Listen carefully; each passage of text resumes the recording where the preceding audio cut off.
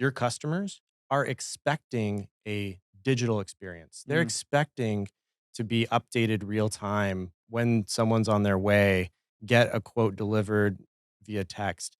They want all of those things because that's what they're experiencing on Amazon and Uber and all these other platforms. Welcome to Masters of Home Service, a podcast by Jobber. Usually, each week we bring together successful home service entrepreneurs to share their tips and successes for helping you grow your business and make it more profitable, more efficient. But today is a special day. We have a special guest. We are in Las Vegas at Blue Wire Studios, and with me is Jeff Sherlock, the Senior Vice President of Product at Jobber.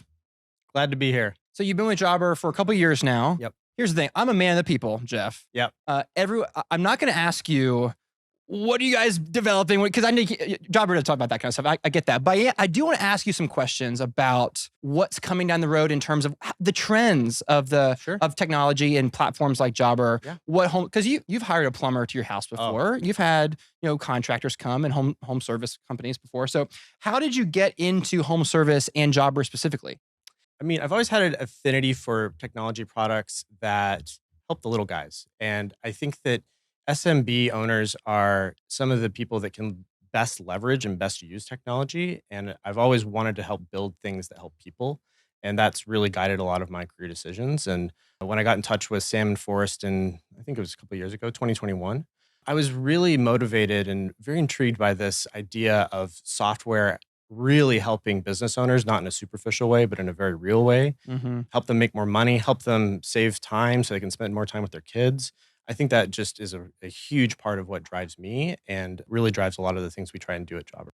Would you say that your experiences hiring home service companies has influenced your decisions in Jobber at all? Of course. I mean, we all have seen those experiences as a homeowner or even as a renter, where you hire out some home services and you've seen great experiences and bad ones. And I've had fantastic experiences where I have, service pros that keep me up to date. They show up when they say they're going to show up. And I've had other ones where the person never calls you back, never texts you, et cetera. So I've lived those experiences of seeing what software can do for these businesses. And it seems simple on the outside, but there's a lot of complexity in running a business to make that all happen.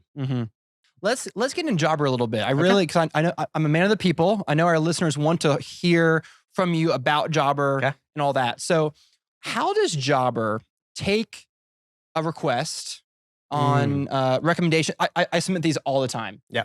Pretty much every time I chat with Jobber, they'll ask me, do you want me to submit a ticket for you and submit that to the product team? Yes, please. So what happens to my recommendation once it goes into the Jobber ecosystem? We really look out for a few different categories of things. One is, what are bugs? Bugs, things that clearly don't work. Bugs are bad. Yeah, bugs are bad. Those get prioritized. We have a bug flow. We try and fix those as fast as we can. The other set of things we look at is when customers say, hey, I wish Jobber would do this or do that. We try and analyze all that into some themes on a quarterly basis and say, what are some themes we're seeing across these different industries or even within a particular industry? And how might we solve that in a general way that helps the SP, the business owner, do more or make more money or whatever it is they're trying to do, right? So we try and analyze all of that stuff and bucket it into trends, then turn that into discovery spikes. So we'll have a team go and talk to SPs. I'm sure you've talked to people on our Jobber product team. Many of the people listening probably have too. Surveys. We'll ask them, hey, how are you solving this today? So we really try to involve our customers as much as possible. But ultimately, we're trying to make a great single product that serves a pretty wide number of industries. And so we're always trying to figure out what's the somewhat universal way of solving things. Yeah. I remember several years ago, I just thought I had the best idea. And if Jobber doesn't take my idea, then they're bimbos, you know? And as I pitched my idea, and basically my idea was only good for my company. And they very, very kindly they said, well, that's not going to work for anyone else. And I had a light bulb moment. I was being a little arrogant at the time, I think. And I was like, you know what? I guess that's true. Jobber can't just make features for every single user. That's crazy. So you guys are looking at it more from a utility. Who would use it the most? A lot of companies would use this, so let's make that feature, right? But you're not going to make it for just one or two companies, obviously. I mean, yeah, that's it's hard to do. We're trying Hmm. to service a lot of things. The other thing too is that we want our product to be easy to use. That's a huge thing that we strive for in everything we develop. Oftentimes, we'll look at potential ways of solving problems and say this can't be solved in an easy to use way. There's only a complex way to solve this. Hmm. So let's go back to the drawing board and see if there's a whole nother way that we should be looking at this whole problem space. So really focused on that ease of use. If you have 100 check boxes on a form, yeah, that works for your business, but it may not work for anyone else's. Right. Simplicity is what Jobber wants to do. It's simple to start, simple to use. It has a sleek design. It's simple. You can start in day one, which we love. So when you come across a feature that you think would be good to do, but it would take the software from being simple to complex, is that an instant no? Not an instant no, but we want to understand who is it complex for and what are those use cases where it would be really complex. It might be worth it in some instances where you say, hey, it's a power use case. So it doesn't have to show up for every single user. There's a way that we can say, hey, if you want to do this advanced thing, we're going to put this in another section of the product.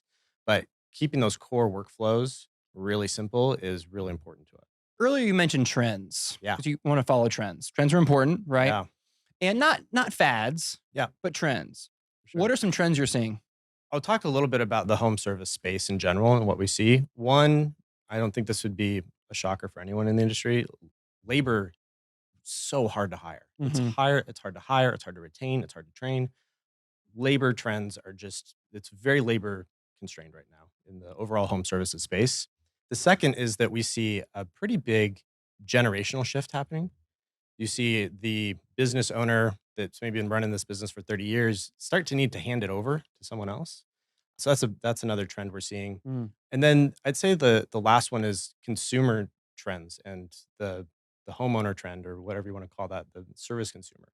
They are increasing their expectations of home service providers every day because they're using Uber, they're using Instacart, they're using all of these technology enabled platforms to do Mhm. everything else, and it feels like the last mile is in home services in a lot of ways. Right. Like that's an area where they have that expectation. You know, they're seeing those ideas on Pinterest and saying, well, why can't you do that as a carpenter or a craftsman, right? Mhm. And so that all of these things just really raise the expectation level from the service consumer.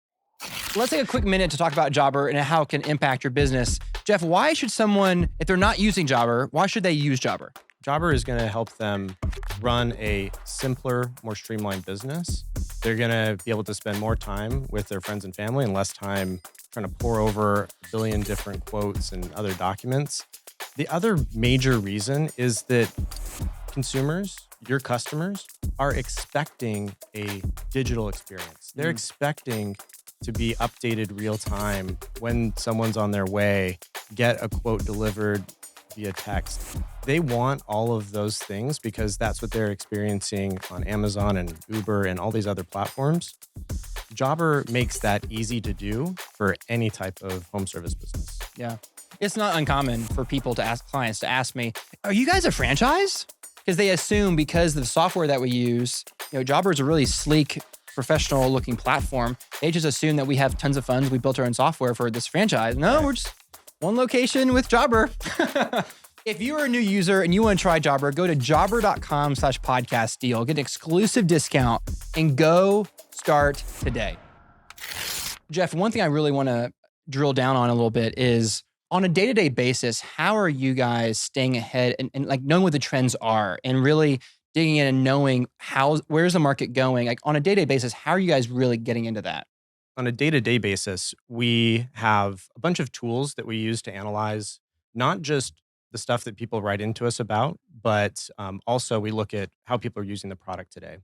One of the things that we see year on year is increasing usage of mobile. These business owners are increasingly wanting to do and doing more things on their mobile phones. The other thing that we look at is industry-wide data. We publish the Jobber Economic Report on a yearly basis, and it has a lot of data in there. So we do a lot of industry. We absorb a lot of the industry data that's out there to try and figure out what's next, what's coming, how should we think about this, what what is happening in the home services space and how might we, Jobber, help SPs stay in front of that or react to it? Mm. So one of Jobber's main things, as we know, we talked about it a little bit already, is it's the simplicity. What does Jobber do to make sure that Jobber stays simple, more from a new user standpoint? So I'm Mm, thinking about new users who yep. they might one or two users, and a couple $100,000 revenue maybe. How does Jobber make sure that they can adopt it easily and quickly? Because that's y'all's motto, really.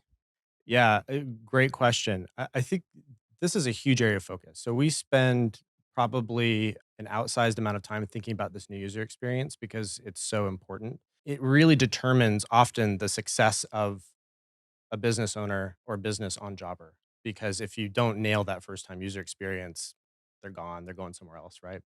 And the ways that we do that are really thinking through the sequential steps of what it takes to get onboarded. How do we get your client list on there quickly, efficiently? How do we get you connected to other software that you're using, like QuickBooks? Really thinking through, okay, I'm day one, I'm a service owner. Like, how do I, or service business owner, how do I onboard onto Jobber, get everything set up in one fell swoop? And oftentimes what we see is that business owners have this inertia where they in the off season they say, okay, I'm gonna do this. I'm gonna sign up for Jobber. I'm gonna streamline everything I'm doing, and you don't want to lose that inside the product. And so we think a lot about how we make that a one time experience. How do we get them to do the next three things they need to do to get set up and running? So a lot of our onboarding emails, a lot of the onboarding flows we build are really geared around how do we keep that momentum so that they get set up quickly and efficiently. Yeah, I want to ask you for a couple examples, but one thing Yeah. I've thought about is I've tried other softwares in my Mhm. history, Mhm. and one thing I like about Jobber the most is there's always a green button on the screen, Yep. pretty much always. Yep. So you always know what to do. Other softwares, I was like, what do I do next? Right. What do I click? I don't know. And I like the request to quote, to job, to invoice, to Yep. close. All that. I like that workflow. What are some other things that our listeners Mm. just may not even have thought of that we take for granted that actually weren't so intuitive that you guys have implemented to make the software so smooth? We've invested a ton into the mobile app, which maybe doesn't sound like it is obviously something that matters a lot, but little tiny things. Many people don't even know that, for example, job data is actually stored in your phone and is available offline if you go out of cell coverage and you already have like looked at that job that day. So little tiny things to make that experience, not just for first time users, but just overall, it just feels like a complete product. And in the mobile app, especially, one of the things I saw when I joined was that it was really slow Mm. and it was taking forever to load 5 seconds to load this, 2 seconds to load that. People's I don't have expectations time are for that. That's so too much higher. slow. So, they're just like, Instagram loads and before I can even like depress my thumb, right? It's like, so we think a lot about that speed and that interaction on mobile. We know that home service business owners are increasingly on mobile and they need a fast performant mobile app. So that's something that behind the scenes that we spend a lot of time thinking about. Yeah, I would say that the app has developed a lot since my Yeah. Jobber, big time. And I've noticed those little changes. The cloud, it's stored on your phone, so Yep. it doesn't just go away Yep. and the technician's lost. And they can't send quotes and stuff, but that's obvious. Of Right. course, you're, Right. you're out of service. But at least you don't lose the client's name, so you don't.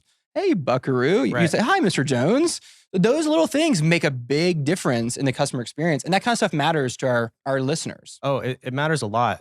Some of the complaints around not having some lightweight offline mode availability features in there was that we actually got this request from septic tank installers because they'd be Mm. down in the septic tank. They don't have any coverage.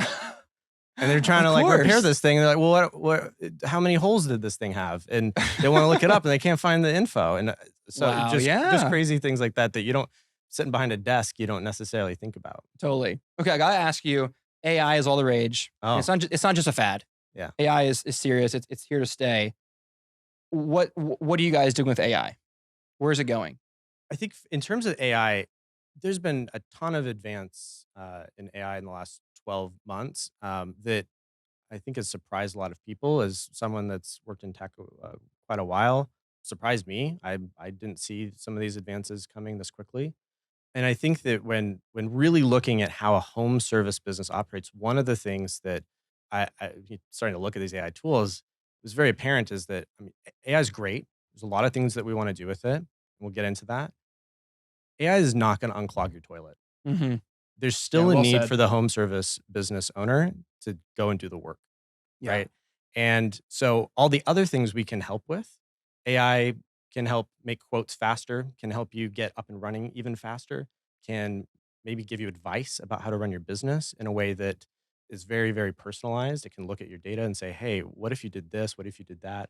What if you started leaf blowing in addition to doing whatever else you're doing, right? Hmm. So I think there's a lot of things that AI can do around the periphery of the job itself to help you run a better business and a more Hmm. profitable business, but it's not going to do the work for you at the end of Yeah. the day. So we're looking at ways of how do we help business owners through AI do things that may not be even obvious to them or do them faster. Instead of a 10-minute quote powered by a human, can that be a 10-second quote?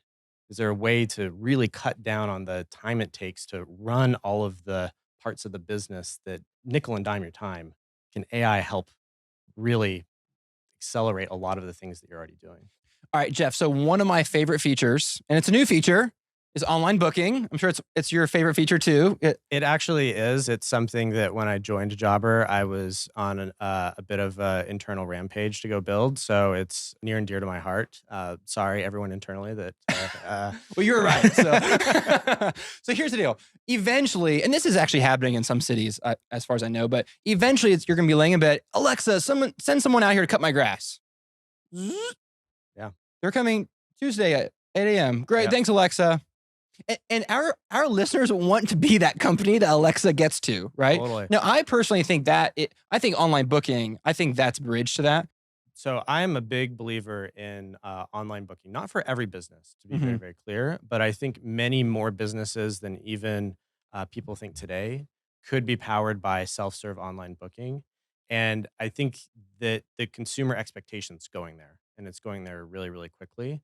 One of the things that holds people back that we're thinking a lot about is how do you make online booking work with this desire for an efficient schedule? So, how do you have a smart scheduling engine that says, don't book a job 3 hours away Hmm. from where my other appointments are going to be the same day? How do we make that all work with how an SP wants to operate an efficient, profitable business? I think that is the first step into really powering what you're talking about. If you sitting there laying in bed, get someone out here to cut my grass, Hmm. I think that then that goes out and says, "Find an SP and port that into Alexa and book it automatically."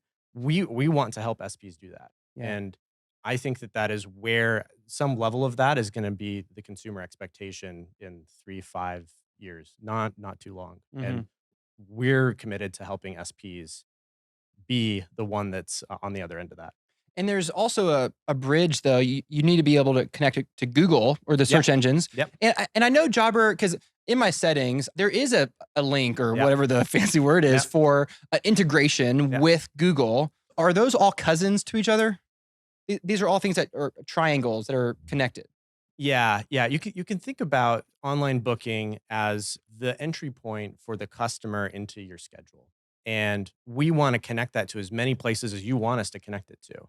So that's something else we're thinking about is where all the channels where this thing needs to end up. Is it Facebook? Is it Instagram? Amazon Is it maybe. is it Amazon? Is it Google? And making that as quick as possible, as easy as possible. How do we make that 2 or 3 clicks? Great. Now your booking link is everywhere. You don't have to do any work. The work just comes in. Hmm.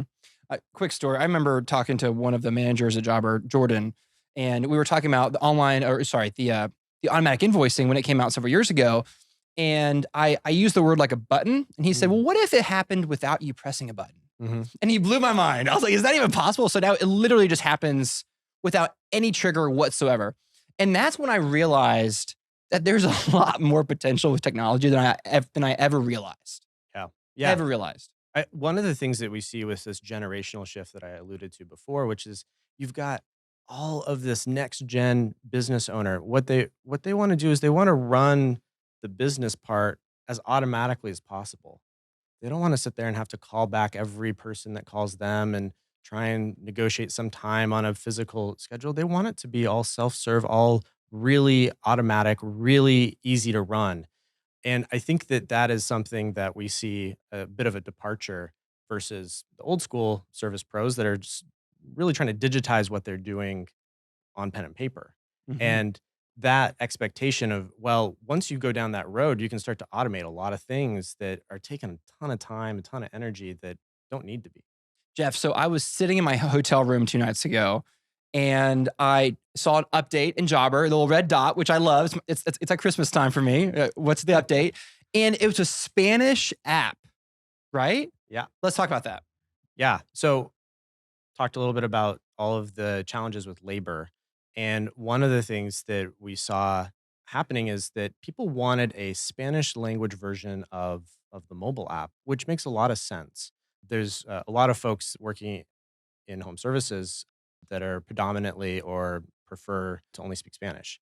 And that is something we saw as an opportunity for us, again, talking about trends, to bring technology that can actually power that experience. We actually also have Spanish language support reps now. So if they have issues, they can call in and we can get them routed to a Spanish language support rep. So we're really excited about this. We've already seen a really dramatic uptake Mm, in this I'm so sure you far. have, So yeah. Okay, question.